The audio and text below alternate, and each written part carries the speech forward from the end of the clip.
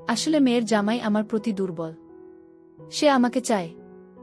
আমি তার দৃষ্টি দেখে, আমি তার চোখ দেখে খুব সুন্দরভাবে কিন্তু বুঝতে পারি।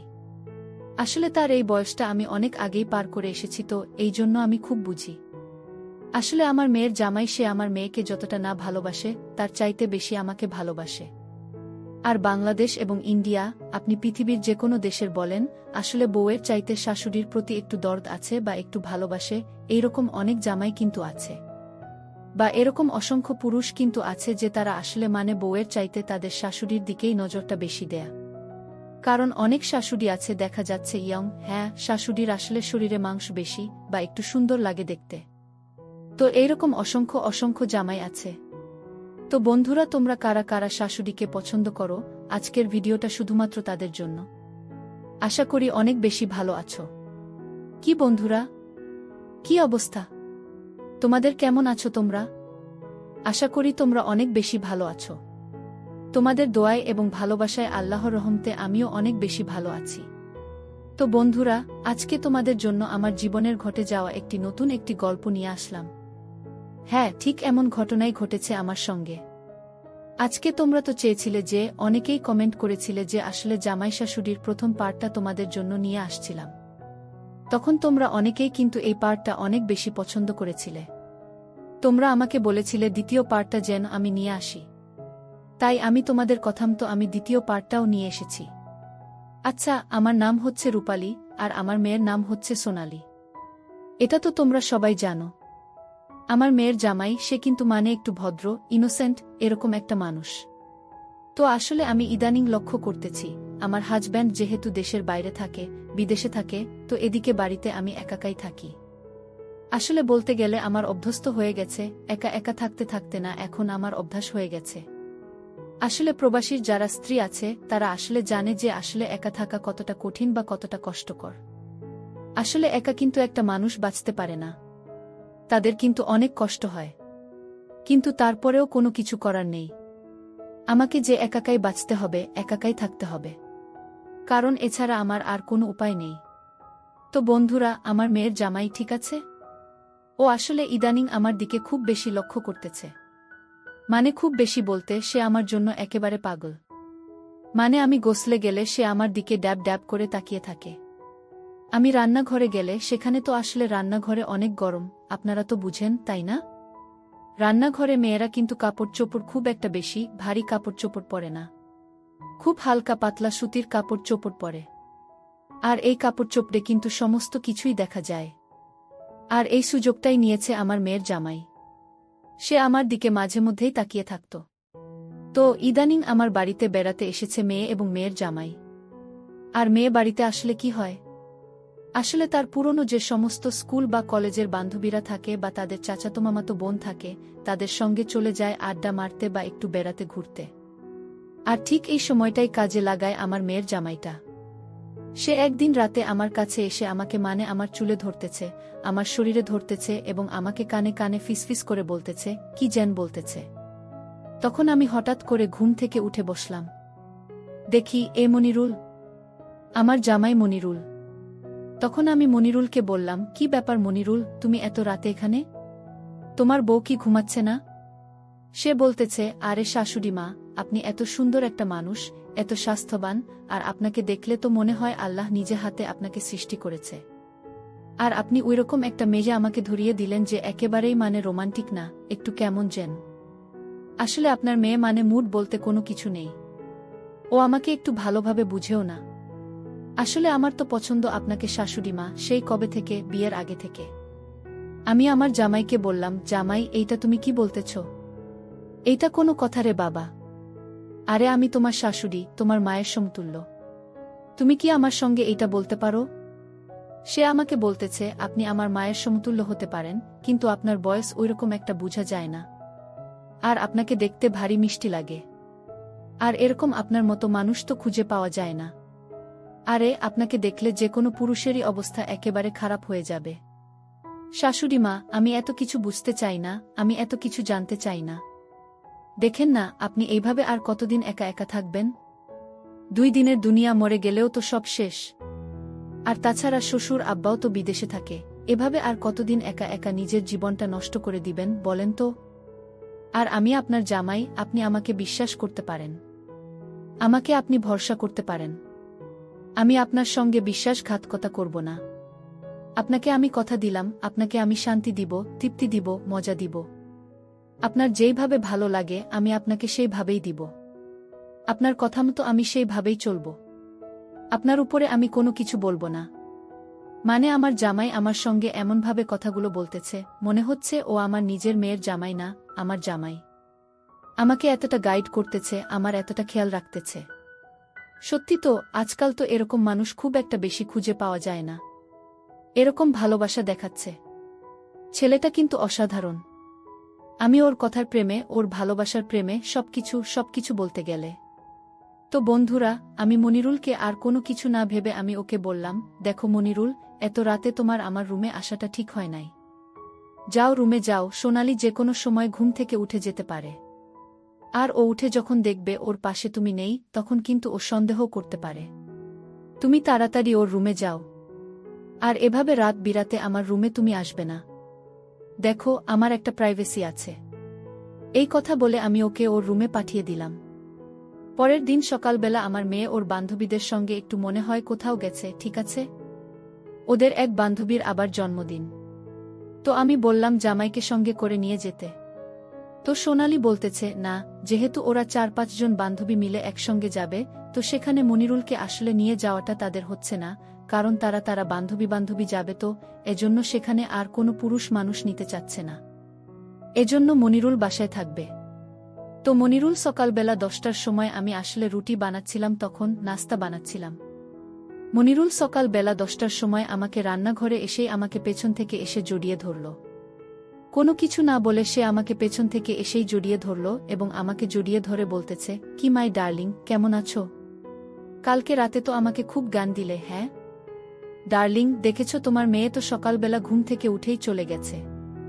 সে আমাকে একটুও ভালোবাসে না। সে আমাকে বুঝার চেষ্টা করে না।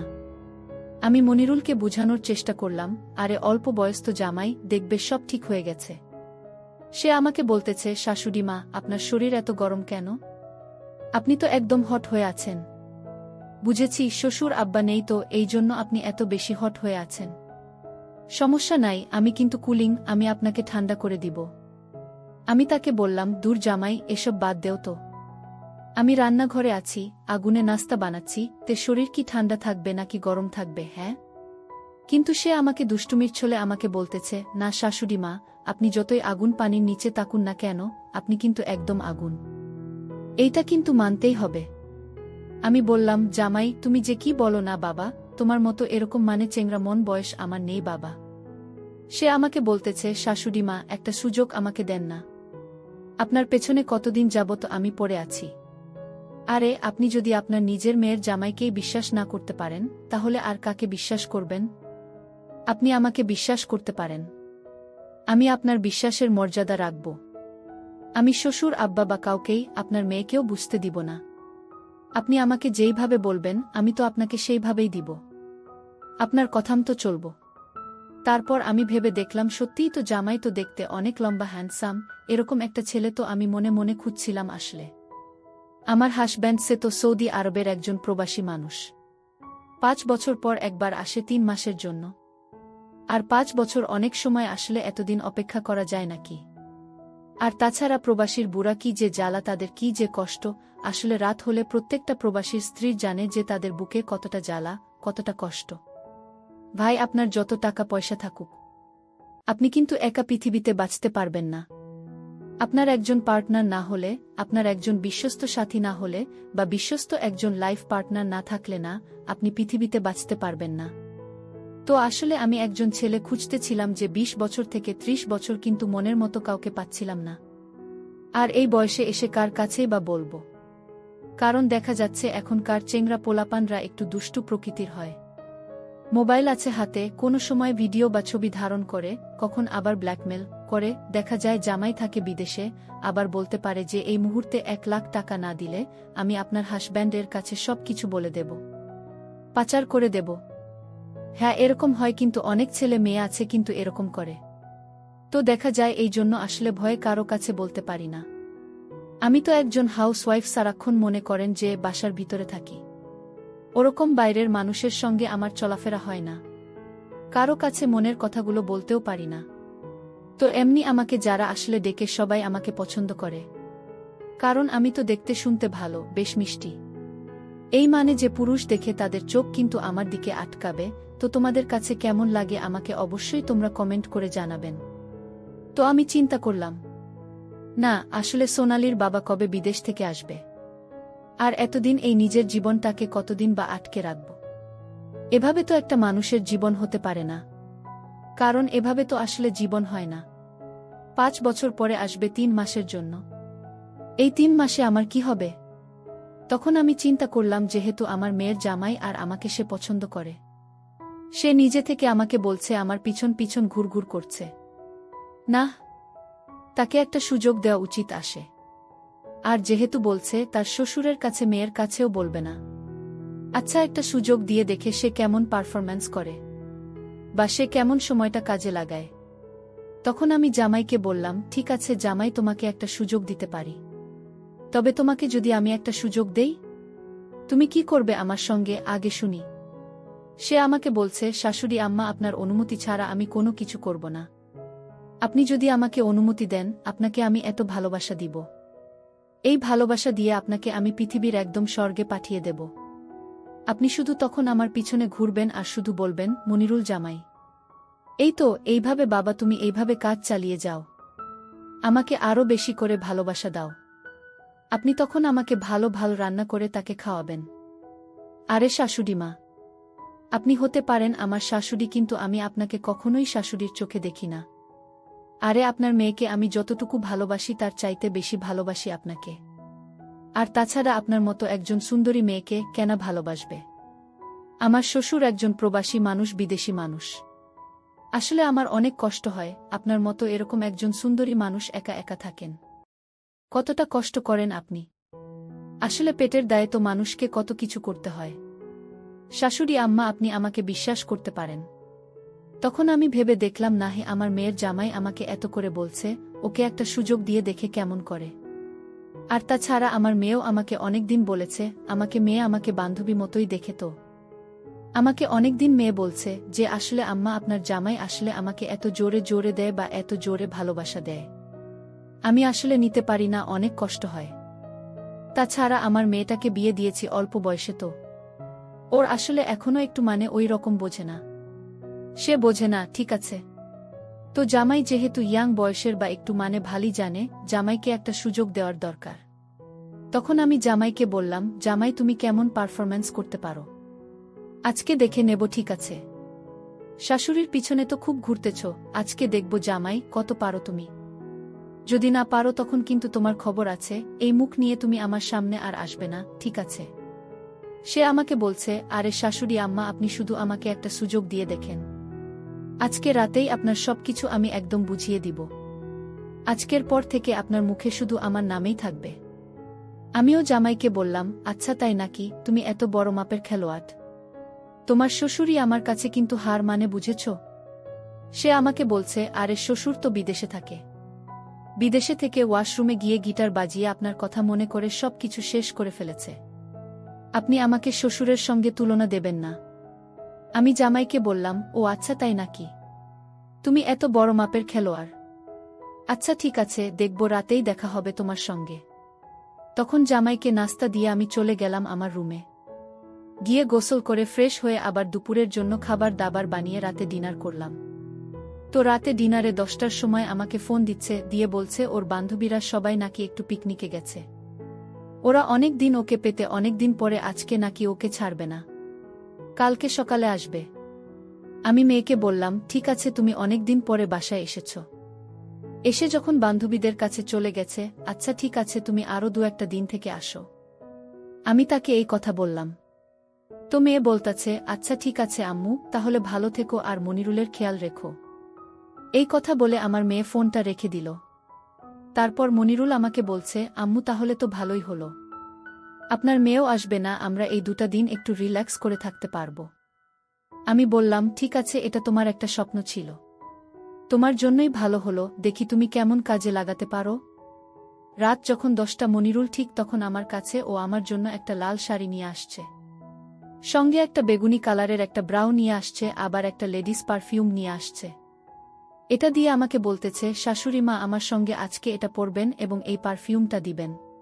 এই ফিল্মটা আমার খুব ভালো লাগে। আর তাছাড়া আজকে আপনার সঙ্গে আমার অন্যরকম একটা রাত হবে। আমি আজকে রাতটা একটা স্মৃতি হিসাবে রাখতে চাই। মেয়ের জামাইয়ের মুখে এই কথা শুনে আর এই কাণ্ড দেখে আমি তো রীতিমতো অবাক। যে জামাই যেমনই হোক, একটু মানে গোমরা মুখে জামাইটা হ্যাঁ হ্যাঁ, কিন্তু রোমান্টিক আছে না। এরকম একটা জামাই পাওয়া সত্যিই ভাগ্যের ব্যাপার। তখন আমি ভাবলাম, আচ্ছা ঠিক আছে, আমি পরতেছি। ওর সামনে সেই শাড়িটা পরে, ব্রাউটা পরে, পারফিউমটা দিয়ে আমি বসে আছি। জামাই আমাকে বলছে, উফ শাশুড়িমা, আপনাকে দেখে মনে হচ্ছে আপনি একজন 20 বছরের এক তরুণী। আরে আপনাকে তো এখন বিয়ে দেওয়া যাবে আবার। মনে হচ্ছে আপনাকে আমি বিয়ে করতে চাই আমার। শাশুড়িমা, আপনার শরীর থেকে যা স্মেল আসছে না, ওহ এত দারুণ লাগছে, এতটা ভালো লাগছে। আমি তো আপনার শরীরের গন্ধে আমি পাগল হয়ে যাব। আমি বললাম, তুমি যদি গন্ধে পাগল হয়ে যাও তাহলে বাকি কাজ করবে কে? সে বলছে, এখনই করছি। সত্যি কথা বন্ধুরা, তারপর সারা রাত আমার সঙ্গে যা যা হলো। আসলে বাইরে কোনো ভূমিকম্প ছিল না, ঝড় তুফানও ছিল না, কিন্তু এই রাতে আমার উপর দিয়ে পুরো ঝড় তুফান গেছে। আমি জামাইকে আসলে যেমন ভাবছিলাম যে হয়তো একটু দুর্বল হবে বা ওরকম পারবে না, কারণ এখনকার ছেলেরা বেশিরভাগ মানে 20-25 বছরের ছেলেরা মানে দেখবেন একটু লো বাজে পারফরম্যান্স, তারা অনেকেই পারে না। কেন, ওই যে মোবাইলে ওই সমস্ত ভিডিও টিডিও দেখে হাত দিয়ে এই কাজগুলো করে, তারপর আবাসিক টাবাসিক এ যায় কত কিছু করে। কিন্তু আমি আসলে জামাইকে ভাবছিলাম ওই রকমই, কিন্তু ওর প্রতি আমার ধারণা একদম ভুল। ও শ্বশুর যদি হয় 100, জামাই হবে 300, মানে তার যেত 3 ডাবল। না, জামাই গাড়ি কিন্তু সারারাত খুব ভালোই চালাইছে। আমার উপর দিয়ে সারারাত এতটা জোর তুফান গেছে সেটা তোমাদের কি আর বলে বোঝাতে পারবো না। বাপের বাপ, পরের দিন সকাল বেলা আসলে আমি এতটা ক্লান্ত হয়ে গেছি। আমার শরীরটা একটু ফ্রেশ লাগছে, অনেকটা হালকা হয়ে গেছে শরীরটা। এতদিন আমার কাছে শরীরটা বেশ ভারী মনে হতো। মনে কেন জানি এটা মনে হতো যে শরীরে একটা বস্তু আছে আমার। কিন্তু গতকালকে ঝড় তুফান আমার উপর দিয়ে যাওয়ার পর অনেকটা হালকা লাগছে শরীরটা এখন। উফ, কেমন যেন একটু ফ্রেশ লাগছে, একটু মনে হচ্ছে অন্যরকম লাগছে। বাপরে বাপ, কতদিন পর এমনটা আমার সঙ্গে হয়েছে। এর আগে কখনো এরকম হয়নি। আমি জামাইকে বলছি, কি জামাই, ঘুম থেকে উঠবে না নাকি? গতকালকে তো বেশ জোর তুফান তুলেছে আমার উপর দিয়ে। সে বলছে, আরে এটা তো তেমন কোনো বিষয় না, এটা তো সিম্পল ছিল। শাশুড়ি মা, না, আপনি আমাকে একটু ঘুমাতে দেন। আমি আসলে একটু ক্লান্ত, আজকে আমাকে আপনি ঘুমাতে দেন। আজকে রাতে আরও বেশি ঝড় তুফান তুলব আপনার উপর দিয়ে। জামাইয়ের মুখে এ কথা শুনে সত্যিই আমার মুখটা মানে কেন একটু খুশি হয়ে গেল আচমকা। অনেক খুশি হয়ে গেলাম, মানে আমার কাছে মনে হচ্ছে এতদিন পর আমি একজন মনের মতো একজন মানুষ পেয়েছে। সত্যিই তো, মানে আমাকে এতটা দিতে পারবেন, এতটা আনন্দ ভালোবাসা দিতে পারবে। মানে আমি তো এতদিন এটার অপেক্ষায় ছিলাম যে আমাকে এই জিনিসগুলো দিবে, এতদিন আমি যেটার অপেক্ষায় ছিলাম। আমার মেয়ের জামাই আমার সেই মনের আশাগুলো এখন সে পূরণ করছে। কিন্তু দিনগত এক আচমকা ঘটনা। মেয়ে আমাকে বলল সে আজকেও আসবে না, কিন্তু হঠাৎ করে দেখে সে চলে আসলো। তারপর মেয়েকে বললাম, কি রে মা সোনালি, তুই চলে আসলে? এদিকে তো তার চলে আসা দেখে আমি এবং আমার মেয়ের জামাই মনিরুল, আমরা দুজনেই অখুশি হয়ে পড়লাম। তখন সোনালি বলছে, কি মা, আমি আসছি, তোমাকে কেউ খুশি হন নাই? তোমার মুখটা এরকম কালো হয়ে আছে কেন? আমি বললাম, না এমনি। তখন মেয়ে আমার রুমে যেতেই গিয়ে দেখে এই সমস্ত কিছু। তো মেয়ে বলল, আমি ফ্রেশ হয়ে আসছি, গোসল করি। এদিকে মেয়ের জামাই মনিরুল আমার রুমে চলে এসেছে হঠাৎ করে। এসে আমাকে বলছে, শাশুড়ি আম্মা, আজকে মনে আমরা সে সুযোগটা পাব না। আমরা একটা কাজ করি। সোনালি তখন গোসল করতে গেছে। আরও গোসল করতে একটু দেরি লাগে, আধা ঘন্টার মতো। শাশুড়ি মা, আপনি আমাকে আধ ঘন্টা একটু সুযোগ দেন, আমি 20 মিনিটের বেশি এই কাজটা করতে নেব না। জামাই আমার সঙ্গে এক প্রকার জোর জবরদস্তি করা শুরু করেছে।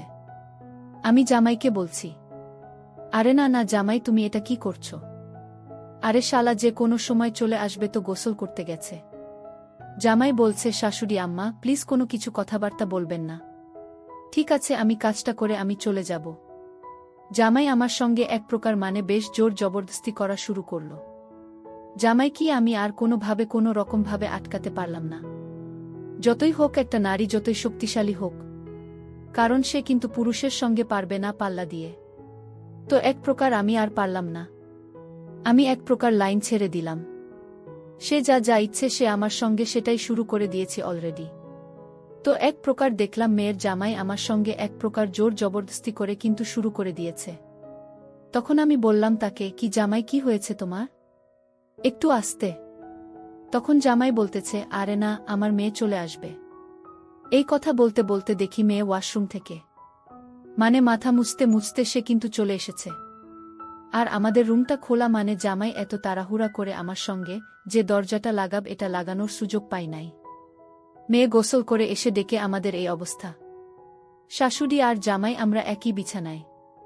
আর এই রকম একটা পরিস্থিতিতে মেয়ে তো দেখে একদম অজ্ঞান হয়ে মাটিতে পড়ে গেল। তারপরে বলছে, ছিমা আমি এই দুদিন বাসায় ছিলাম না, তোমরা বুঝেই এই কাজ করেছ। আর মনিরুলকে বলছে, মনিরুল তুমি আমার জামাই হও, আর তোমার শাশুড়ি তোমার মায়ের মতো, তুমি এমন কাজটা করতে পারলে আমার মায়ের সঙ্গে? একবার তুমি আমার কথা চিন্তা করলে না? আবার আমার মেয়ে আমাকেও বলছে, মা তুমি জানো আমার বাবা বিদেশে আছে, তুমি একটাকে বাবার কথা চিন্তা করলে না? তুমি তো বাবাকে ঠকালে। মা তুমি আমার জামার সঙ্গে যদি এমনটা করতে পারো, তাহলে তুমি আরও অনেক পুরুষের সঙ্গেই এ কাজ করেছ। তখন আমি ওকে বললাম, না রে মা, বিশ্বাস কর, তোর বাবার এই জিনিসটা আমি কাউকে দিই নাই, এই আজকেই প্রথম। আসলে তো জামাইয়ের কোনো দোষ নেই। তোর জামাই এত সুন্দর, হ্যান্ডসাম, আমি নিজেকে আটকে রাখতে পারিনি মা, আমাকে মাফ করে দে প্লিজ। এই কথা বলে মনিরুল বলল, না এখানে শাশুড়ির কোনো দোষ নেই, এখানে আমারই দোষ। আসলে তুমি আমাকে দিও না ঠিকভাবে। তুমি সারাক্ষণ একটু কেমন যেন আমার সাথে ব্যবহার করো। আমি আসলে একটু অসুখী, এই জন্য আমি শাশুড়ি মায়ের সঙ্গে একটু জোর জবরদস্তি করেই কাজটা আমি করছি। তখন আমি আর কোনো কিছু বললাম না। কি করব, এটা তো আমার ঘরের একটা ব্যাপার। এখন আমি যদি এখানে রাগ করে চিৎকার চেঁচামেচি করে কোনো লাভ হবে না। এটা আমার নিজের পরিবারের মান সম্মান নষ্ট। আমার মেয়ে আমাকে বলেছে, ঠিক আছে মা, যা হওয়ার হয়ে গেছে। আমি রাগ করে চেঁচামেচি করেও আমি আমার পরিবারের আসলে তোমাদের কাছ থেকে বড় হয়েছি। আমি চাই না তোমাদের মান সম্মান নষ্ট হোক, কারণ আমি তোমার মেয়ে। আচ্ছা, আমি তোমাদেরকে মাফ করে দিয়েছি।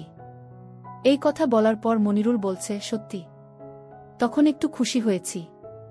তো বন্ধুরা, আসলে তোমাদের জীবনে এরকম কার কার হয়েছে, বা তোমরা আসলে এরকম এরকম পরিস্থিতিতে আসলে কে কে পড়েছ?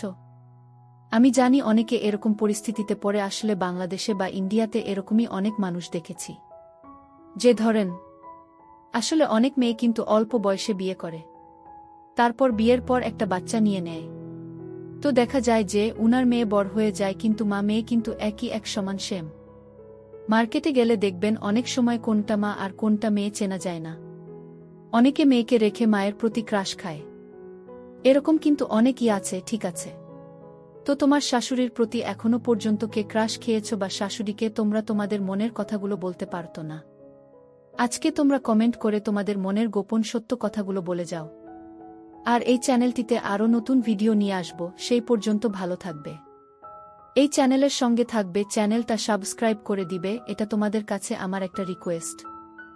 সবাই ভালো থাকবেন, সুস্থ থাকবে, আল্লাহ হাফেজ।